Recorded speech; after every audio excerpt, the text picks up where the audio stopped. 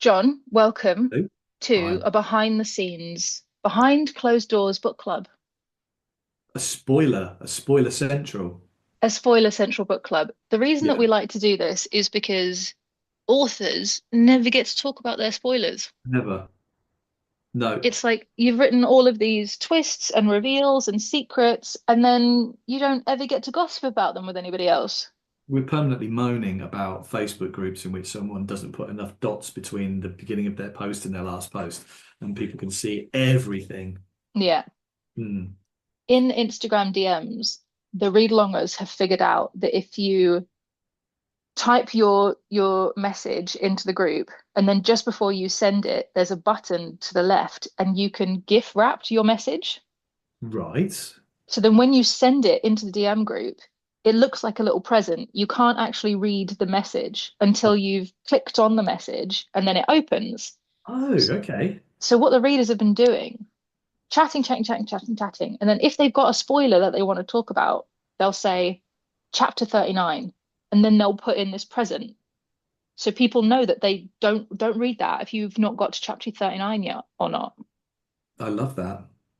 It's very clever. I don't know why that particular feature was made by Instagram, but I'm glad that we now have a use for it.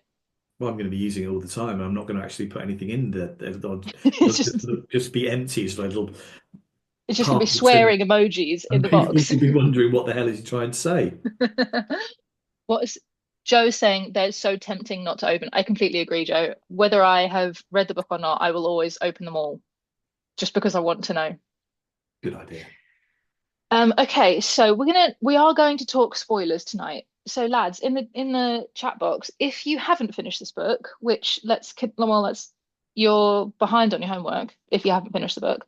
If you haven't finished the book, leave now.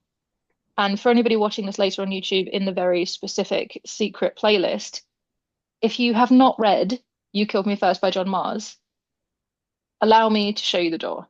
Now is the time for you to leave because we are going to be chatting through multiple different spoilers. And I don't want to ruin it for you. This is one of those books that you can recommend to people, but you can't recommend it with too much detail because it's so brilliant. And actually, when I recommend this book, all I say is it opens with a woman stuck in a bonfire and she's on the phone to her potential killer. Do you know how that came about? No, go on. I feel like you might have told me, but maybe No, not. I just needed to. It was originally going to be in there, but never as the prologue. And so it Hmm. just opened. It originally opened with Liv moving into the village and Margot nosing out of a window and making a note of everything that she could see, that all the furniture and stuff and all that was going in. When I was reading it, like on one of the drafts, I think it's about the fifth or sixth draft of it. And like this needs something. It just needs something to kick it off and to grab people's attention. And Mm. that's how it came about. It's a great prologue. It's And also, it's getting harder and harder to kill people in books. So I've written 13 are out, and there's a 14th out next year. And it's getting harder and harder to come up with original ways to bump somebody off. I've never Is done it there a way that you want to kill someone that you just haven't have managed to execute yet? by sock puppet. I see. Yeah. My favorite one is actually in a book called The Family Experiment. And I read that there was every year, there's something like 2,500, you know, those big shipping containers, about Hmm. 2,500 of them end up falling off boats and into the water because they're either quite rusty or they're not been attached properly. And I wrote about a character who was basically getting out of the country to go somewhere else, and she put herself in a shipping container. Oh And gosh. during a storm, it went overboard. And she kind of just kept sinking and sinking, knowing that she was never going to get out of this. That was my In favorite. fairness, that makes total sense when you think about it. Like when you see videos of, cargo ships with these shipping containers like crossing like Drake's Passage or whatever, the Yeah. choppiest water in the world, you're like, yeah, of course I'm those are going to assuming you fall don't off. mean the R&B star. No. No. I think that where is it? That passage of water that's between this Kendrick piece. Lamar and Okay. And John, are you admitting to completely understanding all of the rap beef between Kendrick Lamar and Drake? no, I just have in the corner of my screen just like popular culture references, and every now and again I'll just go Lady Gaga over one of them. Say these things to feel relevant every now and again. Cool to not feel 54. Yes, exactly. I, I don't think that you're 54. I think it is a mirage. I was looking at your author photo earlier because I can't remember what I was That's looking up. old. Like, how old are you in this photo? That dates back, yeah, 2016. I think I had that done. My other half keeps 17. I have, yeah. Look, if I pin everything back and use an even sharper light on things, then maybe. No, it's a great photo. It's a very good. Right. Stop with the vanity of John Sorry. Mars, and we're going to talk about these characters. Yes.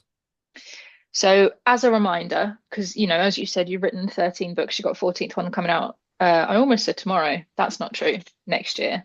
Can you imagine if that was the a secret marketing move and I'd just blown it? This would be like one of those nightmares where you suddenly wake up and you realize that you've got an exam. Yeah. And everyone's naked, and you're like, shit.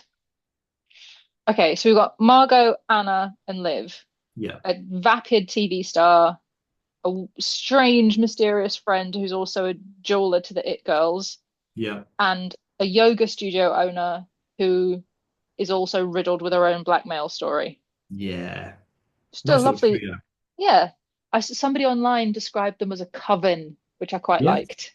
Yeah, that describes it quite nicely, I think. Yeah. Just like this. And then, of course, we've got Brandon, Liv's husband, who is Mhm. also a cheat, and Niku, also a cheat, but kind of turned good. And now we've also got Drew, a brother murderer, and was also now dead. I loved writing that bit about Drew when all of a sudden he was killed, all of a sudden he killed the police officer, Hmm. because that was like, right, try and keep this, try and do this in as fewer words as possible, and when people least expect it. And I felt that, what, if I do that, it's going to be a little bit of a game changer for people. I Uh, think that was one of the most dramatic moments of the obviously like lots of other stuff happens in this book, but when the police officer is stood there talking to Anna and you're suddenly going, oh gosh, how is everybody going to get out of this? What's happening? What's happening? And then he's dead. That's one of those moments where you go, oh my God, John Mars, he's at it again. but that's one of those things that you don't plan for. So you've got a rough idea when I start a book of where it's going to Hmm. start, the middle, and the end, and then as and when you're writing it, things will just happen and you'll think of just suddenly, I can't even explain to you when or where or why I suddenly thought of that, but then you put it in and you have to go backwards and kind of like engineer it a bit. So, okay, how would Hmm. the detective have found her? Okay, she would have been in Yeah or whatever magazine it was. Okay, so she would have been featured in that and he would have so just kind of backtrack so that it is believable rather Mm. than not just suddenly throw this in there with nothing to back it up. I think it's one of those scenes where you're already in the car going like breakneck speed down the road, but that scene really just switched it into the next gear, Oh, and where cool. you're like, oh, okay, shit's going down now. Like, Yes. this is real. Okay. Lots of people in the comments saying, yeah, totally unexpected. That was completely insane. Did not see it coming with Drew. He seems so normal and nice. Joe, it was all an act. It was all an act. Oh, Stu is also put in the chat box. Sorry, this is Stu, not Lana and Lake, who are my flipping daughters. I Stu was Cummins, I'm wondering. thinking. Yeah, exactly. Yeah. I was like, I don't know Legend. who Lana and Lake are, but good Everybody knows who names. Stu is. Okay, so where was I going? I had a really good chain of thought and I got distracted by Lana and Lake. Um, Drew, right, yeah, Drew. So the annoying thing is that obviously I read a lot of crime thriller fiction. So I am always looking for the thing, like whether it's a twist or a reveal or a thing. Do you know what's the most annoying about this book? What's that? And the thing that I am so frustrated with myself that I just didn't see. Obviously, Drew is Andrew Yes. from the other bits. And what's Anna's name in the other bit? I can't remember. Yeah, You can't yes. remember either. Joanna. Joanna. Joanna. That was it. Yeah. That annoyed me so much because it's one of those things that's literally in plain sight. Yeah. It's in front of you, But you have no reason to doubt it though, do you? They both have wedding rings. They both live together. You've got no yeah, reason to doubt that they're husband and wife. Everyone yeah, else thinks they are, but they never talk about being husband and wife when they're together, when it's just their scenes. just absolute master of misdirection. It is a bit. That's got to be one of the hardest things to write as an author because obviously you know the secret. So when you're writing it, do you have to work really hard to not say it, or is it easier because you know what the secret is and you know what you have to cover up? Yeah, I think it's a lot of the time easier. You know Hmm. what you have to cover up. You know where you have to go back to make it work. you know how to write it to make it not obvious to people. But then you Yeah. can't because you obviously you've got to have everything that backs up this statement that they're brother Hmm. and sister. So you have to make sure when you're going through it and every proofread that there's nothing in there that could contradict the way it's going to pan out between them. Mm. I do think it is one of the best, like when as a reader, when you read that and you discover that it's been in front of you all the time, Uh, that's one of the best um twists or reveals because you feel like you have been hoodwinked. Like it's one of those things you should have known. Yeah, Jesse says it was in plain sight. I never spotted it. So well, simple but hard to get. hmm. And when you think about it, Margot and Liv bitch about their husbands all the time. Yes, yeah, And Anna maybe does, but not no way to the extent that the others do. yeah. She doesn't want to be that obvious that it's not Mm-mm, her husband. no. Okay, so out of Margot, Anna, and Liv, who was your favorite character to write? Who did you have the most like? I think I think we all know it's got to be Margot, hasn't it? She's far the most fun to write. I'm kind of gutted that obviously another spoiler, but this is all about spoilers. I'm kind of Hmm. gutted that I killed her off in a way because I'd Yeah. love to bring her back and use her again in something else. But I don't know what, maybe a book in the future. But I did love writing her. She was it just you could be just as catty as you wanted to and just be as Yeah. bitchy as you wanted to, and it could be quite good fun. So the one I had out before this one was like the last psychological thriller was The Stranger in a House Hmm. was quite a dark book about an elderly person with Alzheimer's being conned by potentially being conned by people. And so with this one, I thought I just need to write something a bit more light and then to Hmm. make myself laugh. And I spend a lot of time online talking to people, and people say, "Oh, you're quite funny. You should try writing something comedy." And I can't write comedy. It just no, I leave that to the comedians. But I can write something a little bit bitchy. Um, then there's Not that sure what balance. that says about you. There's that balance as well because you don't want to then be accused of just being writing stereotypical bitchy female characters. Sure. There's a fine line there. You've got to be kind of funny enough, but not, yeah, not getting maybe hitting too many cliches. So hopefully I haven't. No, I think you master it. Like and specifically with Margot, I think we've talked about this before, maybe in the YouTube video, which team, if you haven't, it will be out tomorrow night. So when you're done with this tomorrow night, set your calendars because the YouTube video with John's interview and with Francesca's interview will be live and you can go and watch that. But I think Margot is so brilliant because yes, she is bitchy and yes, she is catty, but you kind of see how she became that way a little bit through all of the stuff with the Yeah, band and Glastonbury and the like stalking, quote unquote, up yeah. until now. You're like, oh, you are a bitch. You're definitely a bitch, but I kind of like you a little bit. Can I tell you about two things that had to change in that book while I remember? Yes, please So do. the first thing, originally, Catface was killed in the garage. And people just told me you can't kill an animal, you can't. So therefore, Catface had to have be resurrected and have Catface too. My favourite line is about when at one point when they're both in, she's staring in the garden and she's obsessed with these cats. And they're both taking a shit together in her garden. I just made myself laugh with that. So that had to change. And also the character. Oh God, I can't remember the name. The daughter who doesn't identify as Oh yeah. what's her name? Florence, Flora. Oh, Flim Flam. I can't wait, remember. I've got it written down somewhere. Hang on. Frankie. Frankie, Frankie. thank Thank you, you. Aisha. Yes, so Frankie was originally going to be a trans character, Yes. um, but then I was kind of talked out of doing it a trans character because Hmm. it's such a, what's the right phrasing? It's difficult to get right. Yeah. I didn't want to offend people by not getting it right. Not that I Hmm. didn't want to offend people who are non-binary, Mm, but um, I wanted to make sure that I did it in a way that it didn't look like I was having a go at people. It mm, was Margot, the character, who was, and I think that could have been more understood if her child had been trans rather mm. than non-binary. I think that moment where she's hosting the gender reveal Real party, party, yes. that was the nail in the coffin where I was like, I'm gonna look forward to the downfall of you. That's where I was like, cool, yeah, you're a bit of a dick. You I are a love dick. I love the fact that she couldn't see that she couldn't understand why there was a problem with it, Yeah. but she was doing something good. And that was going to be to her advantage as well. It was one of the most, and I'm going to say cringy scenes, and I don't mean in the way that it was written is cringy, but I mean that, God, if you were in that room, you just would have died in your Yes. shoes, wouldn't you? Yeah, you would have pulled the hoodie right up and hidden underneath it. Yeah, Yeah. just no. I just Um, try to think of all the inappropriate things you could say and inappropriate things you can do and how you could keep getting it wrong. And that's what made up Margot. yeah, and I do think you were potentially right to not kill Catface. Yes, I know. I What know. what like what does it say about us? We are all happy to watch people, be bludgeoned to death or put in a Yeah. freezer or God knows what else. But if you kill an animal, Yeah. no. As Kate says in her comments, no animals need to be harmed, but people, on the other hand, are absolutely fine. Well, I like Beth's comment. Cat face going would have been okay for me. However, if it would have been dog face, that's a different situation. And you know what? Actually, Yeah. I agree with Beth. Like, So do I. I'm with both of you. I love dogs. I'm a dog person. I do. Do you want to meet my dog real Oh, quick? please.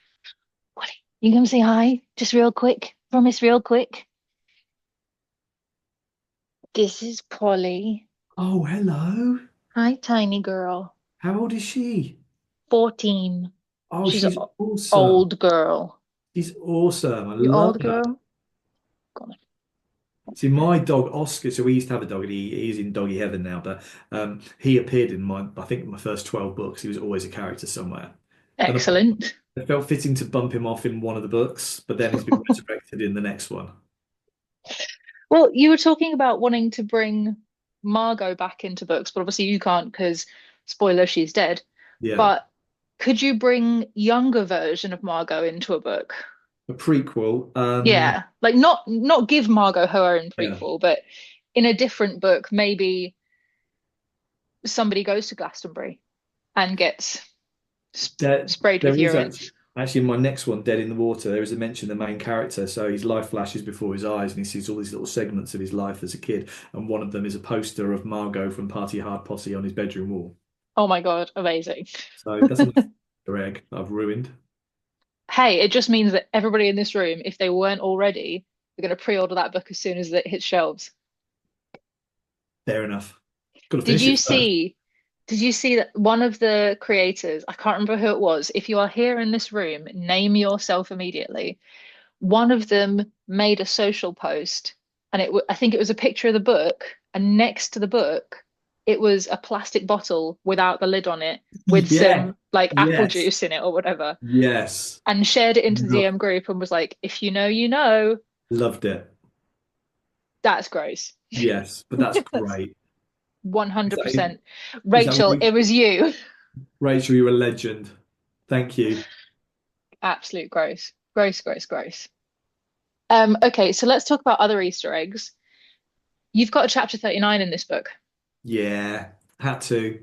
I don't think there wasn't one in the last one in Stranger in a House, but Mm-mm. Stranger this the Keeping the Family took off so much over the last Mm. 12 months that it felt quite fitting that I'd just there'd be a little chapter 39 in there. Wasn't gonna do the same thing over, and I won't be doing it again. But it was just more of like a little cheeky wink and a if you know you know kind of wink. I think it was masterfully done. So many people talk about chapter 39 now online. Like Izzy is in the comments saying that she hasn't read the original chapter 39 yet, but she knows it's a thing. It's weird, isn't it? Like, it's There was a photograph that I saw recently in America of Lisa Jewell doing like like a big book tour, and there was a room full of like 100 or so, 150 people, and Lisa Jewell's at the front, and the woman that she's standing next to has a Chapter 39 t-shirt on, and amazing. I said to the one, "Oh, that's amazing, thank you for wearing that." She said, "Oh, Lisa knew exactly what it was." Oh my gosh, amazing. Yeah, I mean, I was thinking about this earlier. I was having my dinner, planning what we were going to talk about in my brain. This is me eating noodles, by the way. Okay. I was thinking about actually the word fuck. Spoiler, if you haven't read Keep It in the Family, that is the entire chapter. That's the only word in that chapter. And it's also the first word in the chapter 39 in You Killed Me First. The word fuck could actually be used in so many different ways. So if Mm. you decided that you did want to make every chapter 39 moving forward start with the word fuck, you're almost like unlimited in terms of options of what actually could be going on. We'll just call the book fuck and just have every single page just the F word. Yeah. I don't know why I'm dumbing it down now, calling it the F word after saying fuck. But yeah, We've I could do committed now, that. I think. Yeah, that probably could be the best piece of work I ever come up with.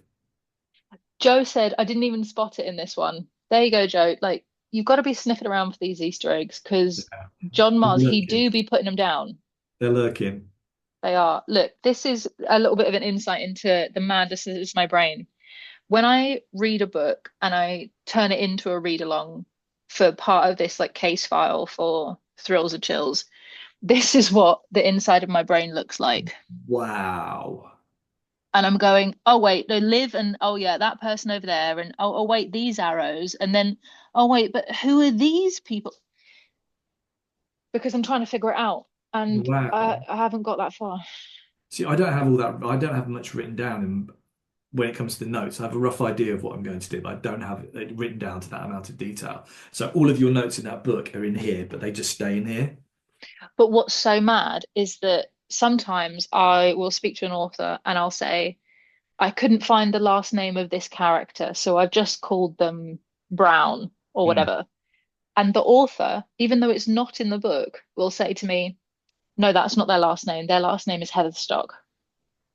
Oh, And I'm okay. like, Yeah. oh, okay, we've got Yeah. detail that isn't on the page. Yeah. Because some writers do that. They'll write out complete synopsis of a character, maybe like 1,000 words. They know everything Yeah. about them. Yeah, I don't do that. I'm not No, clever. what Margot is exists as she is on the page. Margot is based on somebody that I know or I used to know very, very well. Um, and that's probably why I didn't need to write much about Margot. I know the way Margot thinks. I don't think you should ever say out loud who Margot is in your life because I don't think that's a compliment. No, I'll tell you off camera. Great. Yes, that would be good, please. Okay. Joe says, "Whoa, that's crazy. Izzy, you say your brain scares me. Is that in relation to myself or John? Because at this rate, could be either." I think a bit from column A, a bit from column B. I'm happy to share that with you, I think. I'm happy to share it. Right, the big thing that I want to talk about with this book, and it is obviously a spoiler, so we can't talk about it in any other remit, is the DID and mental health element that you build in with Anna. That wasn't going to be originally in the book. That was it just needed something to separate these characters and another little level of intrigue. Um, and to be honest, I'd not so much forgotten about it that I'd done it. Like, 'cause, I mean, the book was finished last March. It had rewrites and stuff, so that probably took me up until about April, May time, and then I've not really had anything to do with it since. But I remember reading through it and thinking, it's just No, neat. tell them what you're listening to right now on audiobook. Tell I'm them. listening to the audiobook of this because there's so much that I've actually forgotten about. I'm just like looking on my thing here. Yeah, look, there you go. I've got 2 hours and 16 minutes left of You Killed Me First to read. Let me just um yeah, so I've lost my train of thought there. You What were was saying that DID wasn't initially included in the book. Yeah, it wasn't. And I just thought, you know what, this just needs a little extra level of intrigue and Mm. for it all to come together at the end. And so when I've been reading reviews of it and people talking about it in various Facebook groups, they've been like, yeah, I don't really understand what's going on with that. And I'm thinking, oh yeah, I'd kind of forgotten about that.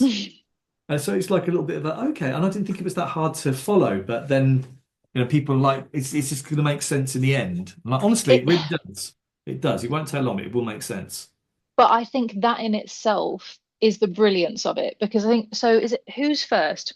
Let me refer to my notes. So the mum's first. Navia, Yeah. Navia. So that's first, right? You get to her chapter, and does it say no? So it doesn't even. It says the first, doesn't it? Yeah. It doesn't say like the first personality. Yeah. So you get to it and you read it and you go, "Oh, hang on a minute.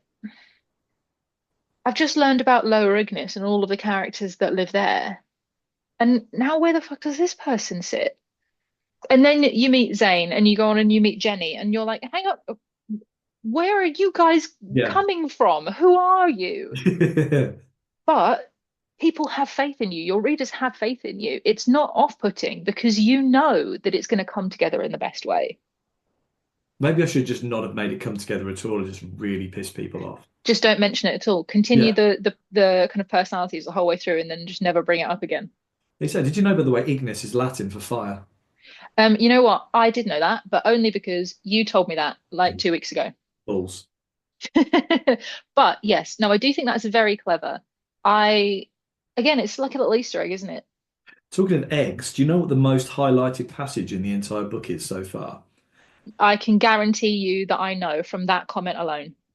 Yes, it's a Is bit where it is it's it Niku's balls that yes, are so Nikki's freshly shaven? freshly shaven. They feel like was it boiled egg or feel like eggs in cling film, and that's the most commented on. It's got an entire thread on the psychological thrillers group on the Facebook group of like some like 500 posts about Very that. strange.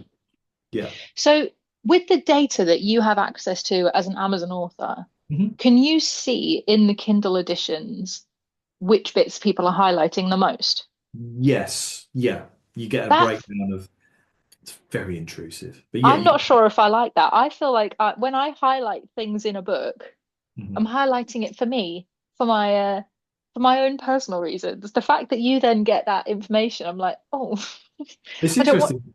Yeah, it's always interesting to see what people like and what resonates with people. And yeah, that's something that I quite like. I'm obviously assuming in no way can you see the notes that I'm No, leaving on.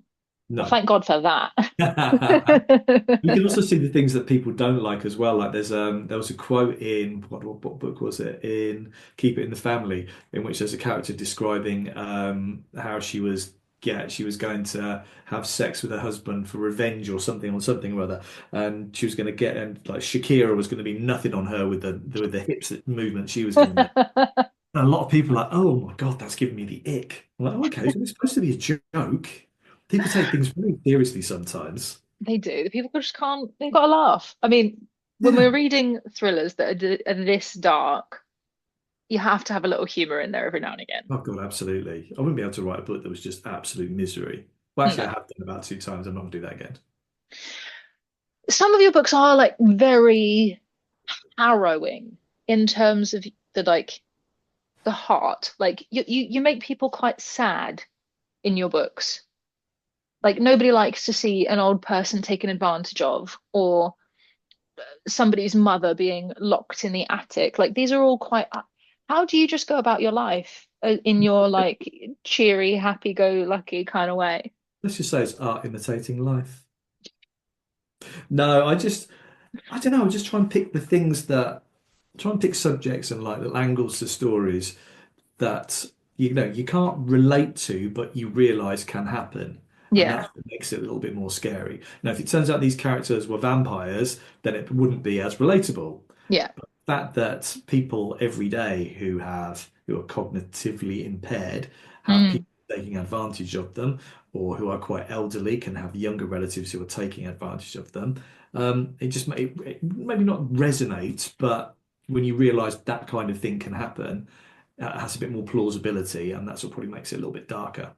definitely. There's always, even like you say, we hope no one can entirely relate to the stranger in our house, but there will be glimmers of reality for other people. Everybody's got, a grandma that's losing their marbles a bit Yeah, or whatever.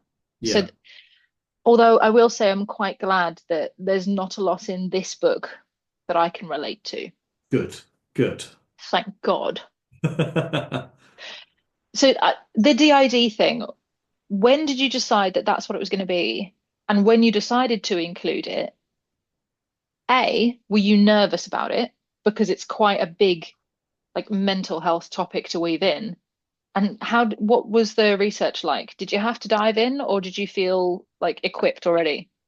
Um, I think I'd finished the book and I was on about the fourth or fifth draft of it when I decided I was going to include it. Mm, Um, did a little bit of research online, but then a lot of it's just basically using your imagination and yeah. trying to work out when and how these voices would appear and why they would appear. Mm, Um, yeah, so obviously I really didn't. I think sometimes as a writer, you can think too much about something. yeah. And obviously my brain is very, very tiny. So I try and not to think about too much ever. I think the thing that struck me that was very different to any other portrayals of DID uh, that I've experienced in fiction previously, is that people who suffer from DID have these multiple personalities or multiple kind of personas within them, and they can change, they can like filter through them, not willingly, but they almost have like a stack of characters within them. What I liked about Anna is that seemingly every time she killed a new person, that was the voice. Yeah, yeah. I've seen it described a few times online as the supernatural bit, and it really wasn't supposed to be supernatural. And it is I didn't find it supernatural. I it, think I would have been annoyed had it been supernatural. yeah, yeah, And actually, I think it's far more reflective of real life.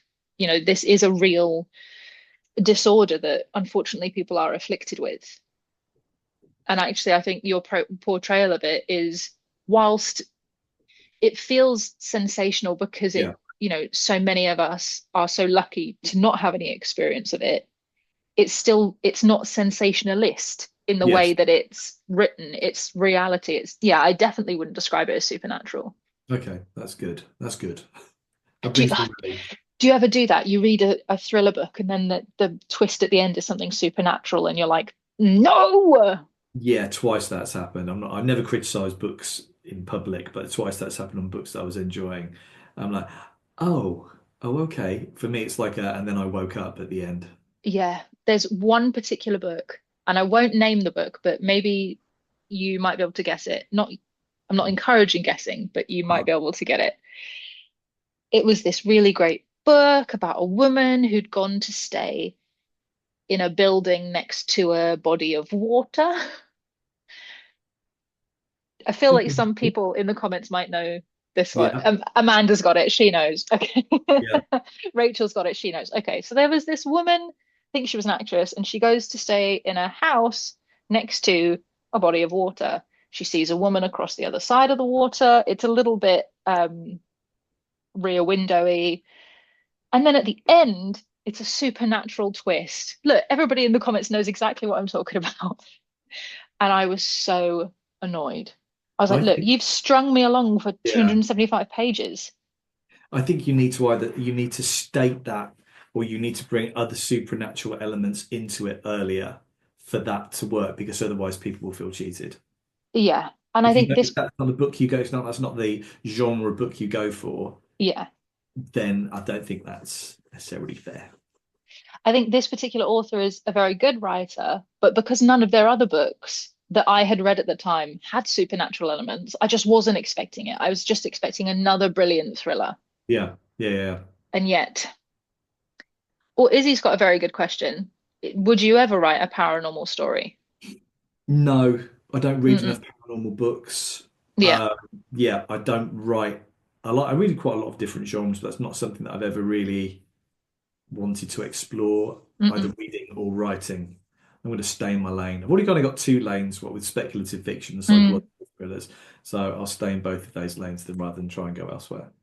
For me, speculative fiction is as close to science fiction as I like to get. Yeah, same here. Yeah, I don't Like, really read sci-fi. A lot of my books are put into the sci-fi category, but I don't think they are. I think they are speculative. no, like I'm currently reading, what is it called? Leave No Trace, the second book in the Joe Callahan series. Oh, I've got it down there actually. Yes. Yeah. It's like the first book is brilliant. I'm reading the second book now. It's excellent. And I can see why someone might say it's science fiction, but it's not. It's speculative fiction. It is about a police officer who is paired with an AI detection entity as her like co-detective of the case. And it's wickedly funny and brilliant because this police officer has to work and figure out how to solve a case with this AI companion. But it is speculative because that could happen. Lots of people saying that this is a great book in the comments as well. Someone mentioned there about, was it Aisha mentions about Sarah Pinborough's behind it. I thought that one worked. I really enjoyed that. No, I was really annoyed by that. Were you? I know it's really divided people, but I was like, really, okay, this is so insane. For me, it actually works. Maybe I felt differently because I watched the TV series first. Right. And for me, I thought I was watching like a gritty Netflix adaptation of a crime thriller book and da da da. And then because I know so little about, is the phrasing lucid dreaming? Is that what's happening at the end of that book? Think so, yes. Because I know so little about it, and because it does feel a little bit magic, Mhm. I was like, ugh, whatever, don't care. Okay. So we should also say this is spoilers for the Sarah Pinborough book if you've For not about read every that. book from the last 10 years. Sorry, lads, my bad. What series is this? Joe, we're just not going to talk about it. We're not going to spoil anybody else's book. We're only going to spoil your Mine. book. Fair enough. So we've done like the characters. We know why these characters kind of came to be the way that they came to be. But as someone who loves crime writing so much and who would one day like to write their own crime book, what was the weirdest thing that you had to Google to make this book? Like when it comes to research, what's the weirdest thing that you've ever had to put into that little Google box and pray that nobody is watching your search history? I don't think it was for this one. It's like it was the it was the stranger in a house and two things. One of them was how what's the Wait, are big you about to spoil The Stranger in Our House? no. Okay, carry It's the gap between getting off a train and the platform and whether you can fit a body to roll underneath it and onto the tracks, and then how tall a railway bridge needs to be for you to throw someone over there and then to land on the tracks and get hit by a train. all very valid questions. Yeah, they're actually like serious questions that I'm Googling away. I Do think you ever, when it comes to this one, oh, I did actually have to find out from people how you light the right bonfire, how you light the perfect bonfire, and what kind of safety things you need to have there. So from a practical process. is that just because you're not a particularly practical person? Could you not have figured that out? I am no, because it involves all kinds of shizzle. It involves the right kind of woods, where to light it first, what accelerants to put on it, or what accelerants not to put on it. Oh, so it's a very detailed Where process. to leave the space for the body? Exactly. How can you get a body in there with nobody else noticing? Yeah. Yeah, Yeah, I would be slightly concerned if anybody ever gave you a warrant for your search history, actually. no, it would not be allowed. I'd destroy it. There's a self-destruct button on the computer. It has to go. But then it would take, the manuscript for the next book with it. Well, you know what? This has taken 12 versions of this manuscript to get right. So at this point, I'm like, take it away, burn it. I don't care. No way. So this is for Dead in the Water or for book 15. Yes, dead in the water. Yeah. 12, how many drafts of a book do you usually write? Normally about seven or eight. Then it'll go to my editor. But this one, it kept changing and altering, and then I had to keep going back and altering more and blah blah blah. It was a bit of a struggle. This one. I think I've got You to the write point where it works. 7 versions of your book before it even goes to your editor. How many versions before it? Well, I guess you don't need to send it to your agent because you're Uh, booked and blessed forever. yeah, I don't have an agent, so I've managed to bluff. Sorry, you don't have an agent. No, never Have had an I agent. missed that? No, I've never had an agent. Bluff my way through it, contract negotiations, etc. No, my husband and I we sort it out ourselves. We have an idea, of what our sales are and what Mm, we're worth in the market. So we're never greedy when it comes to negotiations or anything like that. But never had call for an agent. yeah. I guess why What would I you need don't one? You're doing at so the well. yeah, at the moment, I don't feel like I need one. I've got a Mm, great team behind me at Amazon. mm, They've been with me on the last book and on this one. mm-hmm, So you can ask for better PR, mm. better social media experiences. So yeah, I feel like an agent at the moment for me would be another level of complication, and I don't need that. Yeah, like almost not to devalue the work that an agent Absolutely does, not. but in this Yeah, particular instance, it would be just another middleman, wouldn't it? yeah, yeah. It would still, my editors would still have their opinions, and I don't think they would change much on what I send to them. So Yeah. it would just be another level of admin. So you write 7 drafts and then it goes to the editor. The Yeah. editor presumably comes back with probably not many structural edits at Well, your actually, caliber. before my editor, actually, my other half, John reads it. And so when we first got together, he would give me like a couple of paragraphs of notes, and that would be about it. Now, 10 A4 sheets of notes. He's like, Because you this do it in does a red pen. pretty much. This doesn't with like all like notes and tracks changes and stuff like that. This works, that doesn't, blah, blah, blah, blah, blah. Then I'll sulk at him for a couple of days, and then I'll Yeah. agree with about 95% what he says. Then it'll go to the editor, and then they'll come back with their changes. So again, there's like about 8 pages of notes. That's called the structural edit. So you work on that. We've got about 3 weeks to do that. Goes back to them. Then the line edit. And the line edit's the real bugger because that's when someone goes through every single line, picking it to pieces, like reading Mm. the word eyes twice in 2 paragraphs. You said the sun sets in Florida at 8:30 in January, doesn't it? It sets at 9:15, and they just pick apart absolutely everything. And then you've got the proofreading stages after that. So do you just absolutely hate your line editors? I just like from about the moment I send the book to my editor, I'm like, oh, can we just make this done with now, please? Had enough. I want to move on Also, to the next thing. that's actually a very good point that you raised. You and John, because lads, if you're here, spoilers. John is called John, but John's husband is also called John. So trust me, that doesn't make emails difficult at all. You are like really actually, John Mars is the entity that you both work for. Yes, he does a lot of my social media stuff from our perspective. As Yeah. you, as you know, you've met him. You know, he gets really involved in stuff. He's the one who's scrolling through TikTok looking for ideas and Mm. Instagram, and I'll be working on something. They'll come into the room. Right, I found a sound on TikTok I really like. Bang your hands against the keyboard. This is how it's going to work. But it does mean that you kind of live together and work together. Yeah, in different parts of the house. He's not allowed in my office. Well, sure. But do you Honestly, not, I've got this lovely office that used to be the dining room. So when we moved into this house, and we spent ages and a who fortune. needs dinner parties? I need an office. Exactly. John has this cubby hole of a desk between two wardrobes upstairs in the spare room. Bless him. You say, look, when you can write 13 books and they become multi-million bestsellers, then you can have a dining room office, John. Deal, deal. Yes. At the moment, he's like Dobby the house elf. Cute. Okay, but speaking, because he is Dobby the house elf, do you ever, does that ever kind of like filter down into your life where either he's given you feedback or you don't want to do something that he's suggested? Like, do you ever get Yeah, that like colleague frustration? yeah, we disagree on things. There are things that he wants me to do, like social media wise, that I don't really feel comfortable doing. Mm, Um, there are things that I want to do that he will be like, "Well, actually, no, if you go back 3 months, you did that before and I only got a so and so number of likes or views. There's no point. It doesn't resonate. I'm like, well, I want to do it again. mm, And helps me come up with plots for books as well. So I'll have an idea. I'll hmm. write out my synopsis of it. He'll go through that and he'll be, why don't you do this as a character? How about this as a twist or that? Yeah, I tend to, in the first few drafts of a book, just throw everything at it, throw the kitchen sink at it. And he'll be like, Hmm. no, you don't need the dragon flying on the back of the donkey wizard. And just kind of keeps me in check, Thank really. God you cut that from this book because That would have been a plot twist, a dragon at the end.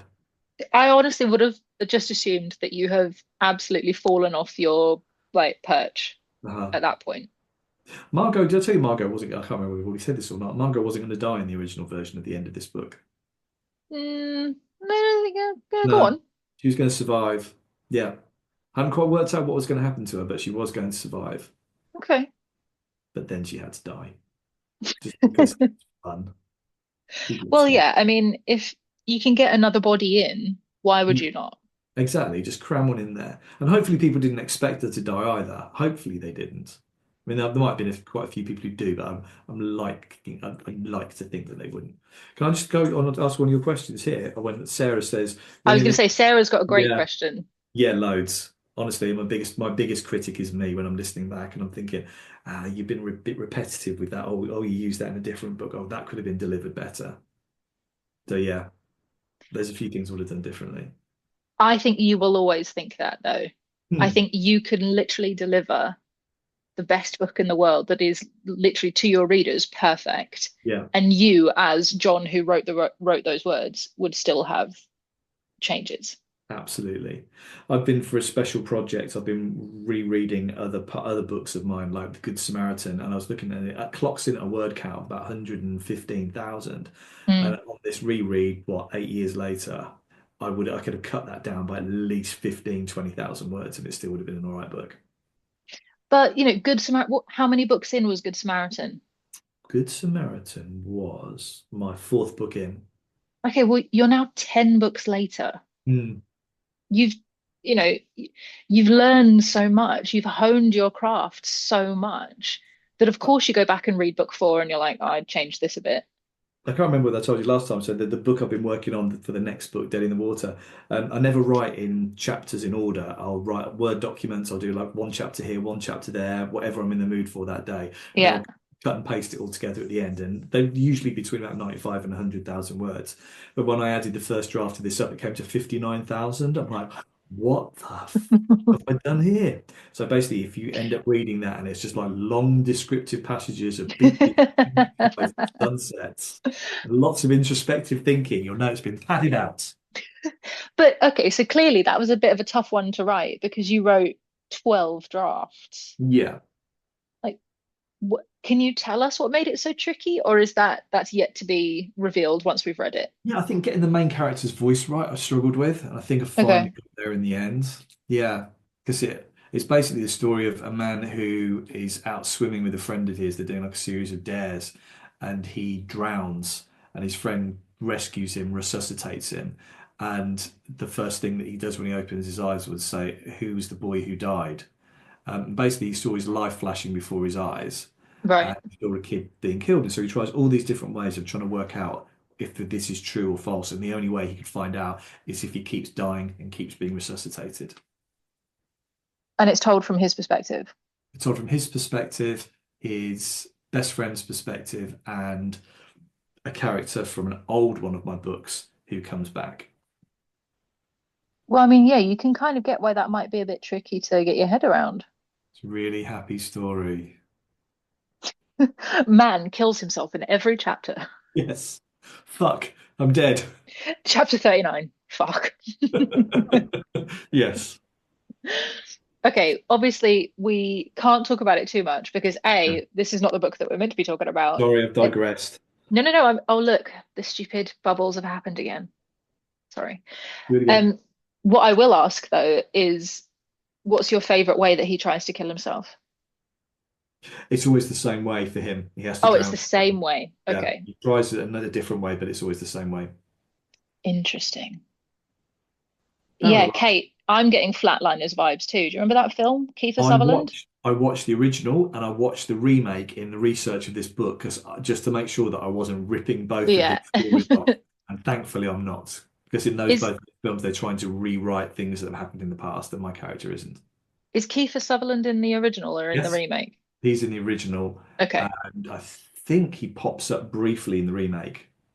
Kate's saying the remake is not great. Terrible, wasn't it, Kate? It was absolutely terrible. But I don't know whether you've watched the original recently, and the original is so over the top and so badly acted. You've got all these beautiful medical students who live in these massive houses, and like, yeah, bit dodge. I mean, Kiefer Sutherland in the what, 80s, 90s, it's gonna be, isn't it? Yeah, yeah. All right, listen, we are running out of time, team. So anyone who's in the chat box that's got questions, now is your time.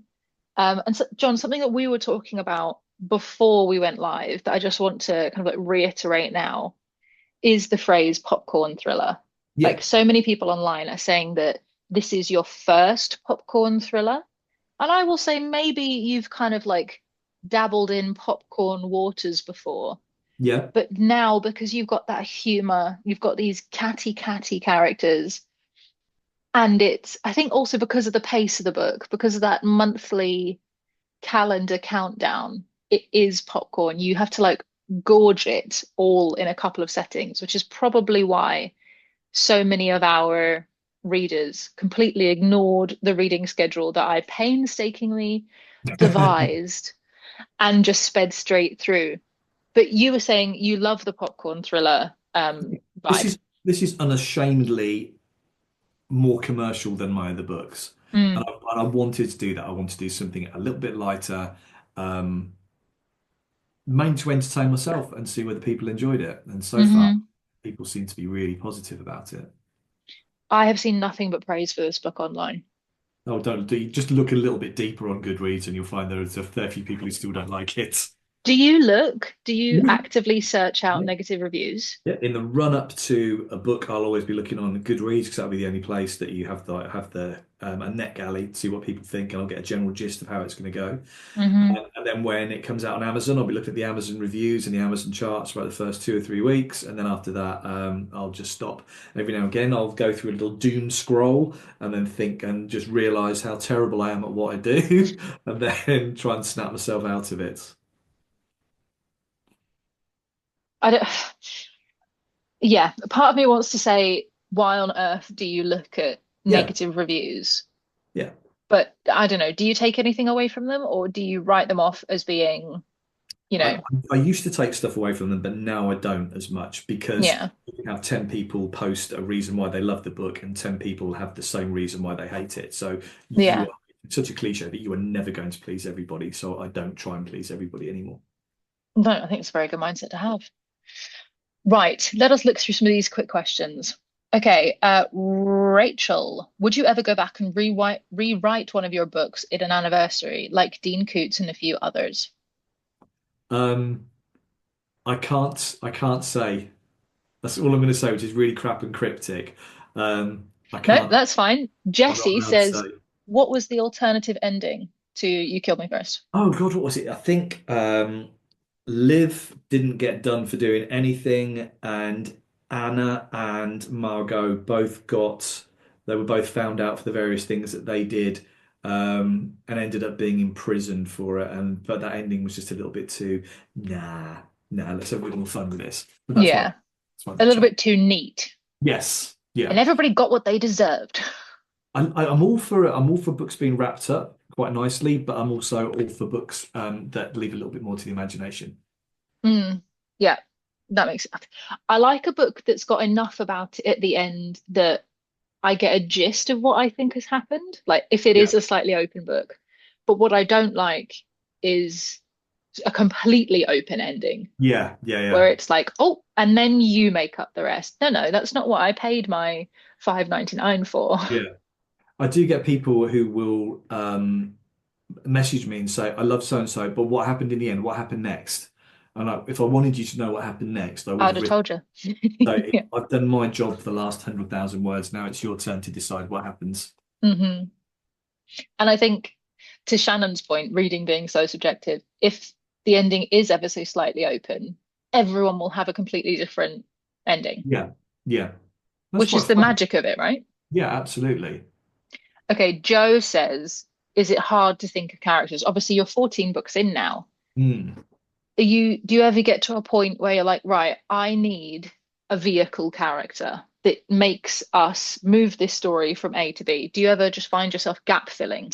Yeah, sometimes not for main Mm, characters, but as you say, vehicle characters. So from like little B or C list cast, and then you try like there's something I've been working on at the moment, and I thought it was great and original, and then I found it in another book of mine about 5 years ago. I'm thinking, the only thing that was different was their name, and I just I mean, at least you know you're only ripping yourself off. yeah, it was literally 500,000 words ago. So yeah, it can be tricky sometimes. I find the best time, I'd never get writer's block, touch wood. I find the best time for me to think about ideas and twists and stuff like that is when I'm slowly sinking off to sleep and your mind clears. And Mm. that's what my best thinking. And then obviously you have to kind of wake yourself up, make notes on your phone or whatever, then try When and get you're that. in that like very Oh, unique half space between being awake and being yeah, asleep. it's got an actual name because I discovered it for the Dead in the Water. I can't remember what it's called, but it's a something state, I think. I mean, I believe you. It sounds correct. Yeah, it has a name. So if you okay, so Dead in the Water will be book 14. The next Yeah. one will be book 15. You're currently working on 15. Haven't started 15, so Dead in the Water is just literally went back to my editor 2 days ago. So book 15, I've got an idea of a plot, but I haven't been able to think about it because there's been something else I've been working on in between. So I'll think more about it. I wrote my plot out about 3 or 4 months ago, so I'm gonna go and revisit it and work on that in the next month or so. And then pitch it to my Interesting. editor, and if my editor likes it, then I'll get started on it. I mean, I can't imagine at this point in your career your editor's going to go, actually, you know what? Nah. I don't know. You never know because this for 15, it's basically all about someone who goes around killing cats. That's the whole book. It's actually called The Death of Catface. Yeah, it's called yeah, and every page just starts with the word fuck. Great. It does sound very John Marsey. I think it's really commercial. Okay, Less my popcorn, more catnip. okay, I have two questions for you, and then I'm gonna let you go because I'm very aware that I was about to say 20 o'clock. A It's been a long day, guys. Okay. 5-year-old would say. So Jade says, do you have a set amount of books that you want to write? And that kind of ties into my next question. So you go ahead and answer that one first. Jade, there was never supposed to be more than one. It was one as a project, so I could do it, and then somehow I blundered my way through. Um, I don't know when I start running out of ideas. I mean, the current deal that I've got at the moment, I've got to write. Let me think. Two, no, how many books have I got to write? Three books in my current deal between now and 2028. Then who knows after that? I might not have any more ideas. They might not want me. I might want to try fancy something doing something a little bit different. So I don't have a set amount. But that's between three books in 2028. I mean, maths is not my strong point, but that's a book a year between Yeah, now and 2028. So yeah, you're on a pretty steady yeah. like plan. Because I was doing one every 9 months. So it'd be one speculative fiction, one psych thriller, one Yeah. speculative fiction. That just got a bit too much. I wanted a bit of a life again. I wanted to be able to take a bit of time off if I want to. We moved house not so long ago. I mean, I was in my dressing gown and pajamas this morning, sanding down floors, sanding down staircase at about 7:45. Listening to your own audiobook as you go. Yes, I had my headphones on and I was listening to it with a sander. And it's just nice to be able to do kind of stuff like that and have the time to do it. Yeah. And I get my question again comes a little bit from a kind of crime writery type question. Is there any book, have you started writing a book and maybe got, I don't know, like 25,000 words in and then gone, no, this isn't going to work? Like, have you ever junked a book? I always say no to this, and then I forgot. I did have a go at one once. So my first book was they were renamed. My first book was renamed When You Disappeared. Then the Hmm. second book was Welcome to Wherever You Are. And I had written a third book that involved the characters from both books. Um, Okay. and for whatever reason, it didn't work. And then I suddenly had an idea for the book that became The One. And I thought I'm going to write that instead. And I don't know what happened to that 20 odd thousand words, 25,000 words that I've written. I think so. I used to do so much of it when I was freelancing that it's on a computer in London somewhere in a newspaper or magazine office, hidden in a, Riding around on a train somewhere, just lost in a lost property. yeah, basically. Yeah. So I That's don't, wild. yeah, don't know what's But happened to it. if you think that you junked that book to stop and write the one, would you Yeah. say that the one was the book that kind of changed things for you in terms of Yeah. trajectory? Yeah. It kind of opened more doors, I think. It Mm, was, yeah. It was just a mad idea that I had and thought, let's have a go at writing this. It's the least plotted one. It's the one that took 3 months from start to finish. Um, and then within a week of it being self-published, Penguin wanted to buy it and it became like a leading title for them. And a production company bought the rights to it and ended up on Netflix. So yeah, it's sold about over 1 million copies and about 30 to 40 different languages. So that's wild. will never have a book as successful or as worldly successful. I will never be known more for a book than I will for that one, and that's absolutely fine. I don't know. You got books to come. Don't sell Yeah, yourself short. no, I mean the books that I've done or the last few years have done absolutely brilliantly. I mean, Mm, three of them have now sold over 500,000. I'm not going to moan at that. hmm. But the one will always be the one that I think I'm known for, that I get asked the most questions about. And that's Yeah. absolutely fine. If that only happens once in my career, my God, that's not bad. I've read the book, but I haven't watched the adaptation. How do you, as the original author, feel about the adaptation? It's interesting. Oh, okay. Have you ever watched? Sorry, guys, I swear to God, I will let you go in just 1 second. Oh, I it's feel like fine. I'm just like rambling now. Have you ever watched the author Jodi Picoult talk about the adaptation of My Sister's Keeper? No. She hates it, Right. So she and didn't have, she makes absolutely no qualms about the fact that she hates it. She talks about it very publicly. she didn't have to sign any NDAs. I mean, if she did, she's broken them Wow. 100%. Okay. Because I think, but she went to the creative team and said, look, you cannot change this ending because the fans will go Yeah. wild. Like you will, the fans are there and they would ruin it. And they did it anyway. And Jodie was right. Her audience were like, what the fuck have you done? a lot of the time readers know better than production companies. They really, really do. The one Yeah. was written for Channel 4. Channel 4 pulled out the last minute, went to someone at Netflix. Netflix were like, yeah, we want this, but we want it done in a different way to the script that you've sent us. Then that person left and their replacement wanted an even different version from the last two. So it was so far removed from the original that only really the theme of the book remains. Did you write it though, or did you? And No, you nothing. handed it over to somebody else. Yeah, yeah. The first, I didn't even know it was being filmed until saw an article about it, until I got a Google alert about it. Do you know how you would know it was being filmed? If you had an agent. Yeah, maybe, maybe. Yeah, it was an interesting experience anyway. Oh yeah, I don't have regrets because everything happens for a reason and all that, but I don't have Sure. any regrets.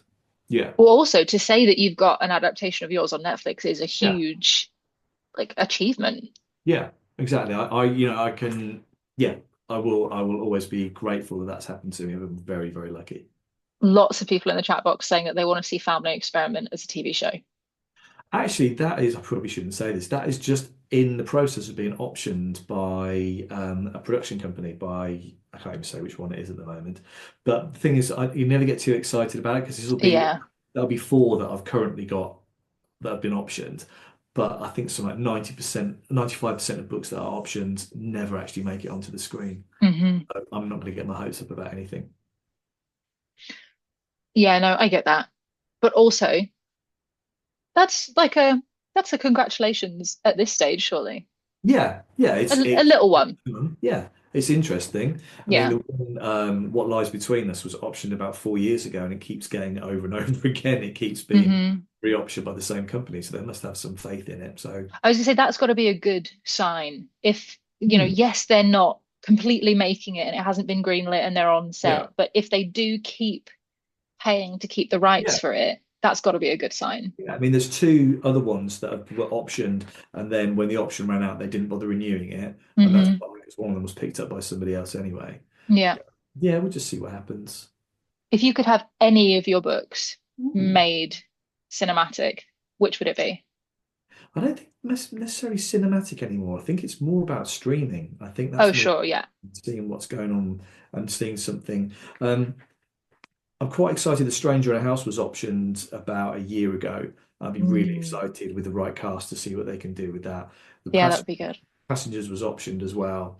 That's one set in driverless cars. Yeah, I Uh, loved that one. be interesting what they could do with that because I think you'd have to have a bit of a you'd either have a really big budget for it, but I don't think it would. I think it'd have a smaller budget. Yeah, It'd be very interesting to see how they would turn that quite big book into something yeah. real.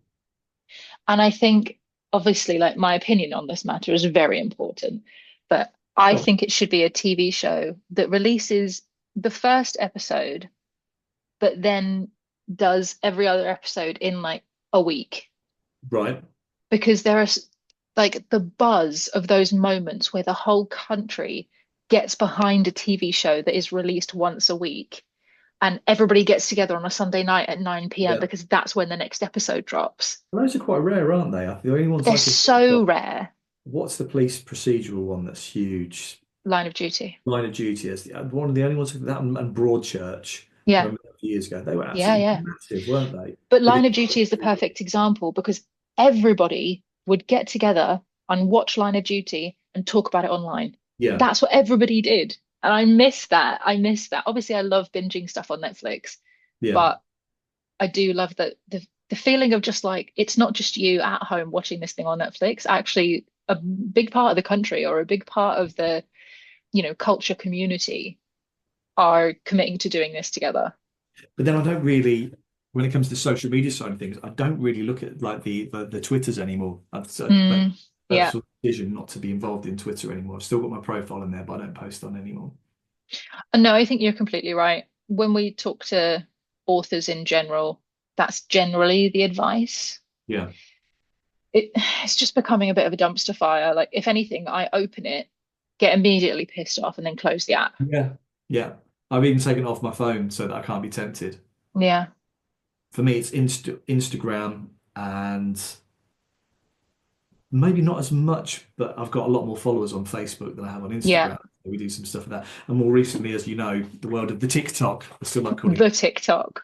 It's just been it's kind of fun because you can be a lot more freer on Yeah. TikTok and try be more experimental and stuff on there. And if it doesn't work, just post something the next day. I think the community on TikTok is a lot more welcoming and forgiving and fun and kind of freewheeling. Yeah, yeah, absolutely. Whereas if you've said something on Facebook and then you disagree with yourself 3 days later, there's no taking that back. No, That's no, etched in the stone of the internet forever. there forever. All right, lads, listen, it is 10 past 8, so I am 10 minutes past my allotted time with you all, and of course with John. I'm sure you've got your game of Monopoly to finish. So, Well, I think my boy's in bed now, so I think that's oh God, gone. that's a tomorrow.